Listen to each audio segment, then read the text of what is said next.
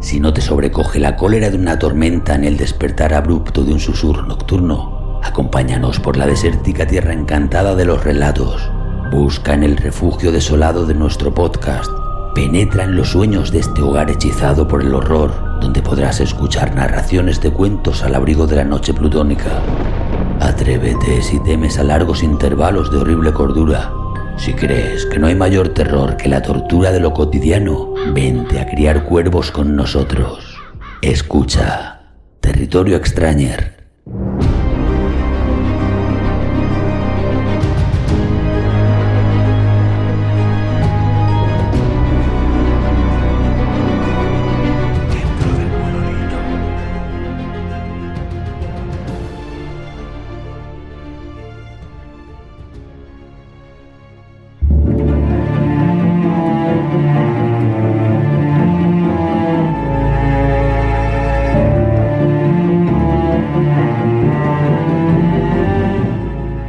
La Dama Negra, un relato de Alejandro Dumas.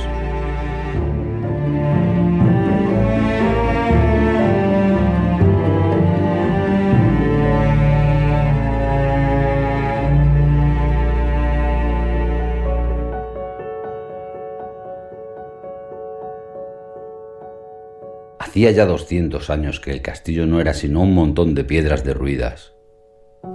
En mitad de aquellas piedras había crecido un magnífico arce que en numerosas ocasiones los campesinos de los alrededores habían intentado derribar sin lograrlo, pues su madera era muy dura y nudosa. Finalmente, un joven llamado Willem vino una vez a intentar la aventura como los demás, y después de haberse desprendido de su chaqueta, asiendo un hacha que había mandado afilar a propósito, golpeó el tronco del árbol con todas sus fuerzas. Pero el árbol repelió el hacha como si hubiera sido de acero. Willem no se desanimó y propinó un segundo golpe. El hacha rebotó de nuevo. Por fin levantó el brazo y reuniendo todas sus fuerzas dio un tercer golpe.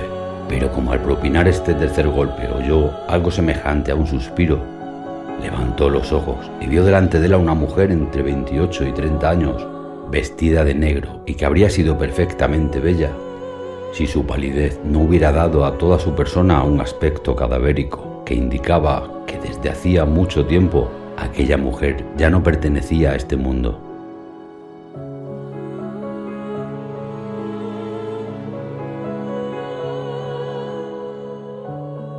La Dama Negra preguntó que qué quería hacer con el árbol. «Señora», respondió Willem mirándola sorprendido, pues no la había visto llegar y no podía adivinar de dónde salía. «Señora, quiero hacer una mesa y unas sillas, pues me caso en las próximas fiestas de San Martín con Roschen, mi prometida a la que amo desde hace 3 años. La Dama Negra le pidió que le hiciera una promesa. Tendría que hacerle una cuna para su primer hijo y levantaría el hechizo que defiende el árbol del hacha del leñador». «Se lo prometo, señora», dijo Willem. Ella pareció complacida y le pidió que golpeara ahora. Willem levantó su hacha y del primer golpe hizo en el tronco una incisión profunda. Tras el segundo golpe, el árbol tembló de la copa a las raíces. Tras el tercero, cayó completamente separado de su base y rodó por el suelo. Willem levantó la cabeza para darle las gracias a la Dama Negra, pero ésta había desaparecido. Willem cumplió su promesa, y aunque se burlaron bastante de él al ver que construía una cuna para su primer hijo antes de que se hubiera realizado el matrimonio, no por eso puso menos ardor y atención en su trabajo, hasta el punto en que, antes de que hubieran transcurrido 8 días, ya había acabado una encantadora cuna.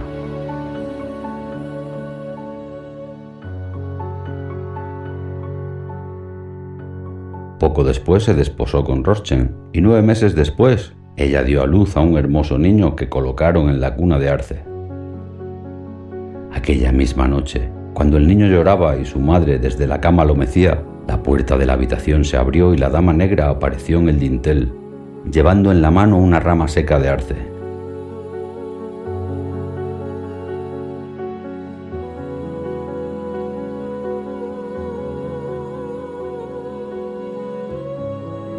Roschen quiso gritar, pero la Dama Negra puso un dedo sobre sus labios y por temor a irritar a la aparecida permaneció muda e inmóvil con los ojos clavados en ella.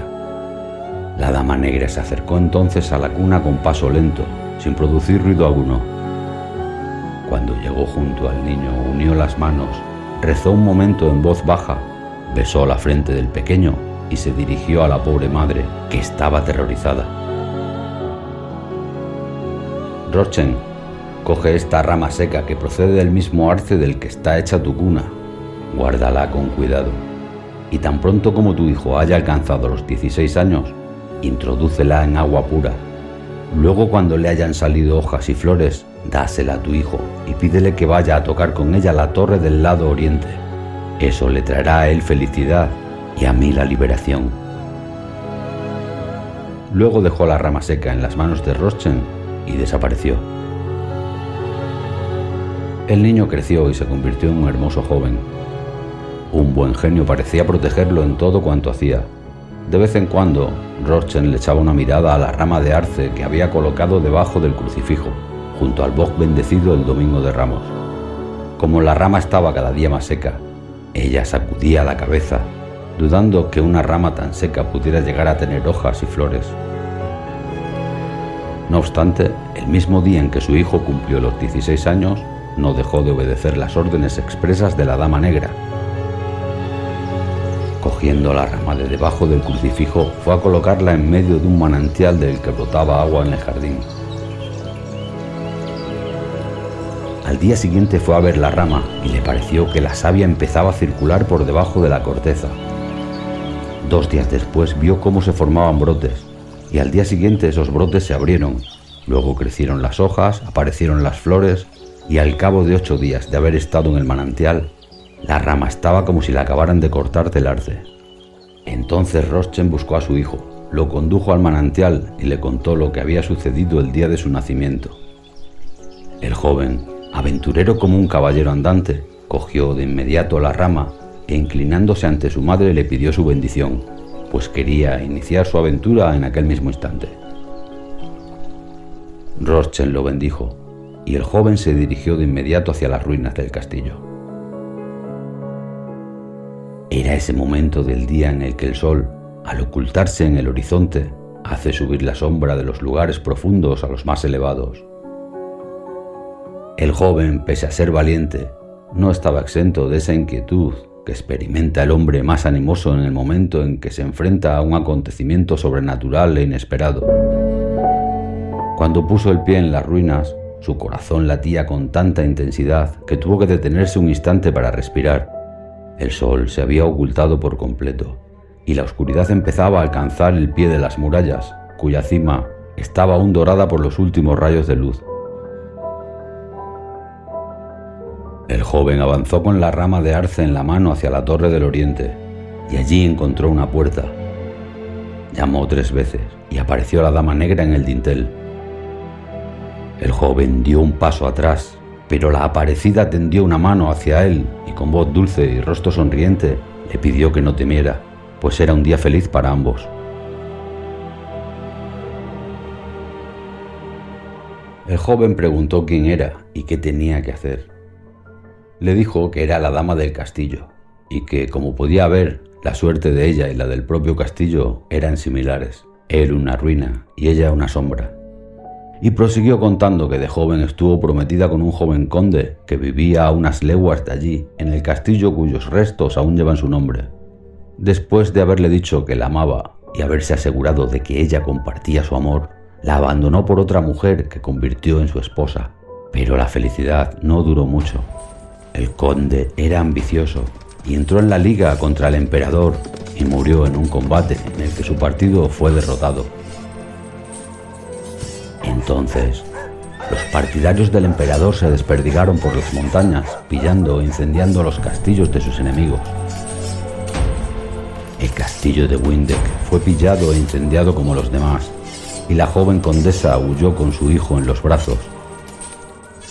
Agotada por la fatiga, cogió una rama de arce para usarla de cayado.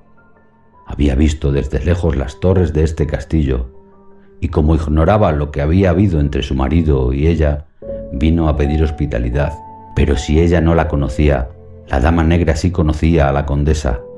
La había visto pasar en silla de mano, embriagada de amor, ardiente en el placer, seguida de lejos por muchos jóvenes guapos que, como si fueran eco de mi ingrato enamorado, le decían que era hermosa.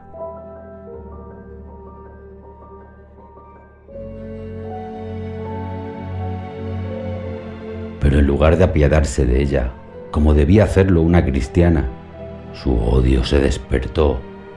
La vio con gusto, abrumada por el peso de su tierno fardo, subir con los pies descalzos y malheridos por el sendero rocoso que conducía a la entrada de su castillo.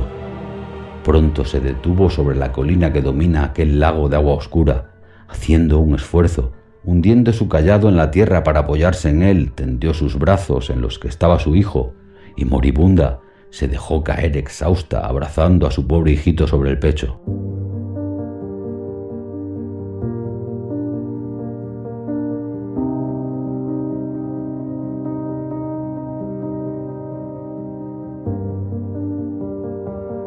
Debió bajar de su balcón para ir a su encuentro y levantarla con sus manos, sostenerla sobre su hombro, conducirla a este castillo y convertirla en hermana. Eso habría sido hermoso y caritativo a los ojos de Dios.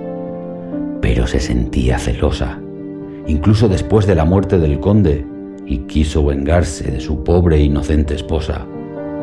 Llamó a sus criados y les ordenó que la echaran como si fuera una vagabunda. Desgraciadamente la obedecieron. Los vio acercarse a ella, insultarla y negarla hasta el trozo de tierra en la que se reposaba un instante con los miembros fatigados. Entonces se levantó como una loca y, cogiendo a su hijo en brazos, corrió con el cabello al viento hacia la roca que domina el lago. Subiendo a la cima y luego profiriendo una terrible maldición, se precipitó al agua con su bebé. La dama lanzó un grito y se arrepintió al instante, pero era demasiado tarde. La maldición de su víctima había llegado hasta el trono de Dios, había pedido venganza, y la venganza debía realizarse. Al día siguiente, un pescador que había arrojado sus redes al lago sacó a la madre y al hijo, aún abrazados. Como, según la declaración de los criados, había atentado contra su propia vida, el capellán del castillo se negó a enterrarla en tierra consagrada y fue depositada en el lugar en el que había hundido su cayado de arce. Muy pronto aquel cayado, que aún estaba verde, echó raíces y a la primavera siguiente dio flores y frutos.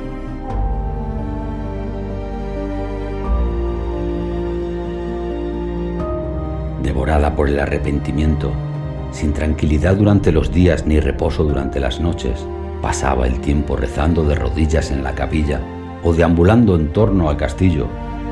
Poco a poco sintió que su salud se deterioraba y fue consciente de que padecía una enfermedad mortal. Muy pronto, una languidez insuperable se adueñó de ella y la obligó a permanecer en cama. Hicieron venir a los mejores médicos de Alemania, pero al verla, todos movían la cabeza y decían: «No podemos hacer nada, la mano de Dios está sobre ella». Tenían razón, estaba condenada. El día del tercer aniversario de la muerte de la condesa, murió.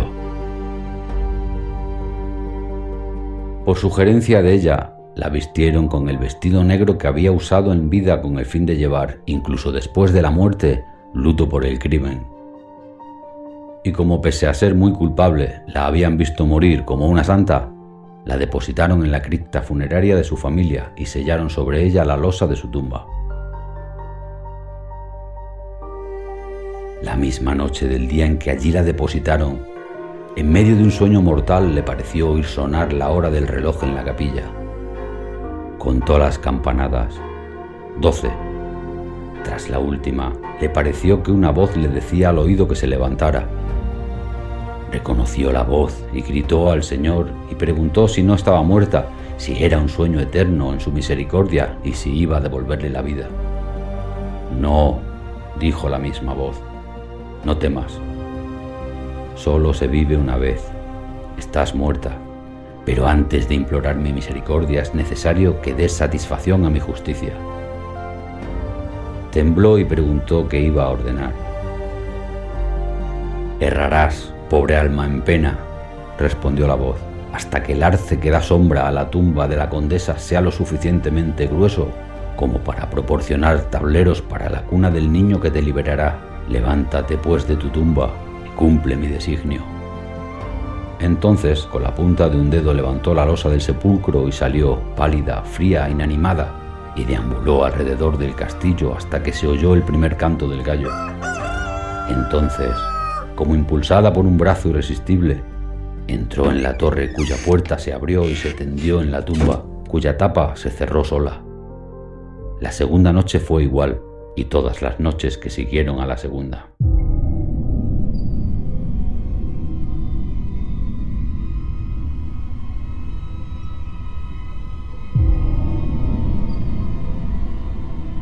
Esto duró casi 3 siglos. Vio cada año caer una tras otras las piedras del castillo y brotar una a una todas las ramas del arce. Finalmente, del edificio y de sus 4 torres solo quedó una. El árbol creció y se hizo robusto hasta el punto que vio que se acercaba el momento de la liberación. Suspiró aliviada y miró al joven que la escrutaba. Continuó contándole que un día su padre llegó con un hacha en la mano. El arce que hasta entonces había resistido el acero más afilado cedió ante el metal de su hacha.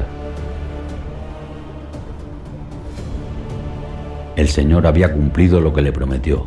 Bendito sea Dios, todopoderoso y misericordioso.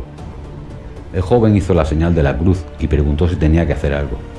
La dama negra asintió y lo animó a concluir la obra. Él demandó a la señora que ordenara, que obedecería. Y entonces ella le pidió que excavara al pie del arce, que allí encontraría los huesos de la condesa y de su hijo. Debería hacer que los enterraran en tierra consagrada. Después debería regresar y levantar la losa de su tumba y ponerle en la mano la rama bendecida de la última Pascua. Después tendría que clavar totalmente la tapa, pues ya no volvería a salir hasta el día del juicio final. Él asintió muy serio y preguntó cómo reconocería su tumba. La dama negra tendió hacia el joven una mano, que habría sido perfecta de no ser por su extrema palidez, y le indicó que estaría en la tercera tumba de la derecha, nada más entrar. El joven miró su anillo, sin duda lo reconocería. Era un carbúnculo tan puro que iluminaba no solo la mano de la mujer, sino además su bello y melancólico rostro al que, lo mismo que la mano, solo se le podía reprochar una excesiva blancura. «Se hará como desea», dijo el joven cubriéndose con la mano, porque estaba deslumbrado por el brillo que irradiaba el carbúnculo. «Y desde mañana mismo». «Que así sea», respondió la dama negra, y desapareció como si se la hubiera tragado la tierra.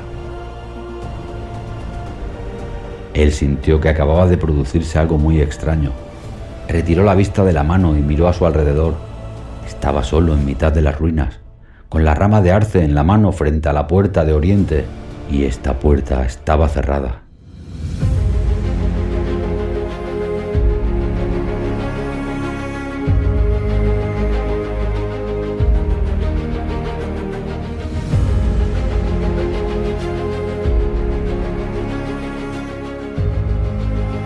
El joven regresó a casa y se lo contó todo a su padre y a su madre, que reconocieron en ello la mano de Dios.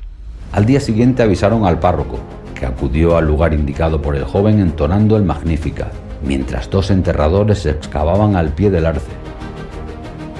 A 5 o 6 pies de profundidad, como lo había dicho la dama negra, se encontraron los 2 esqueletos. Los huesos de los brazos de la madre apretaban aún a su hijo contra los huesos de su pecho. Ese mismo día, la condesa y su hijo fueron inhumados en tierra consagrada. Luego, al salir de la iglesia, el joven cogió de los pies de un crucifijo una rama bendecida en la última Pascua, y llamando a 2 de sus amigos, uno de los cuales era albañil y el otro cerrajero, los llevó consigo a la Torre del Oriente. Cuando vieron dónde los conducía, dudaron, pero el joven les dijo con tal confianza que al obedecerlo a él, obedecerían a Dios, y entonces no dudaron y lo siguieron.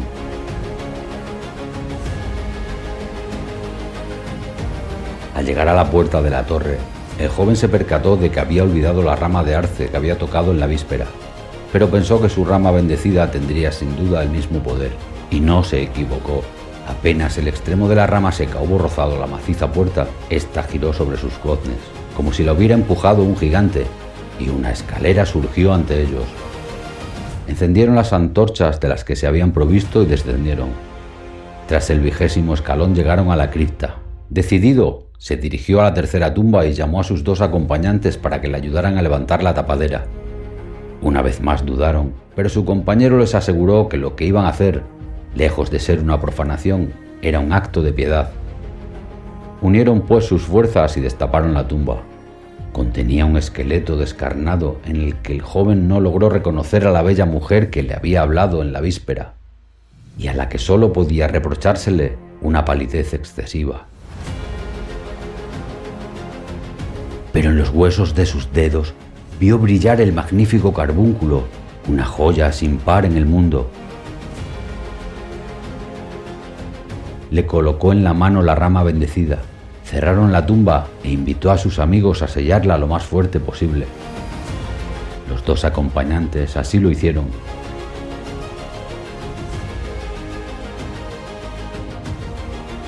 Es en esta tumba que aún hoy se muestra a los visitantes suficientemente animosos como para atreverse a penetrar bajo las bóvedas de la capilla subterránea, donde reposa la Dama Negra, esperando el juicio final.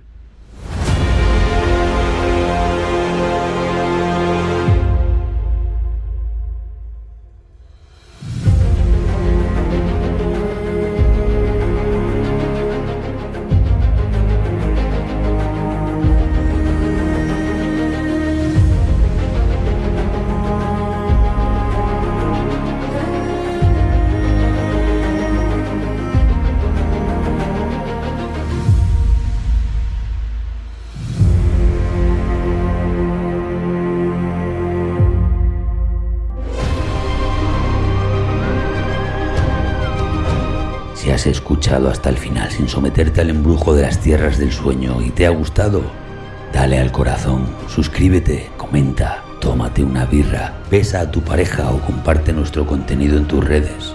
Es gratis. Hasta la próxima. Mientras llega, seguiremos criando cuervos al amparo lóbrego de nuestra morada.